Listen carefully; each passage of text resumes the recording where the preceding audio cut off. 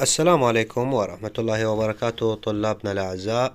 فضلا وليس أمرا، قبل ما تكمل الفيديو اشترك في القناة وفعل جرس الإشعارات حتى يوصلك الخبر أول بأول.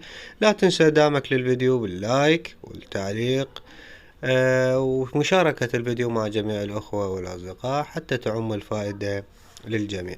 كذلك قناة التليجرام مختصة بأخبار وزارة التربية تقدر تنضم بيها، رابطها في صندوق الوصف وفي التعليق المثبت. أتمنى من الجميع الانضمام بها، توجد بها جميع الأخبار والأخبار أول بأول، وإن شاء الله راح ننزل ملخصات وحذوفات وأسئلة تخص نصف السنة ونهاية السنة إن شاء الله.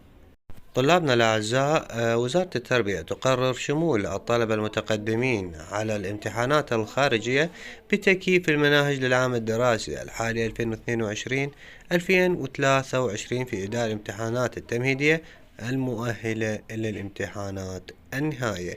يعني بالنسبة لتكييف المناهج راح يشمل أيضا طلاب الامتحانات الخارجي.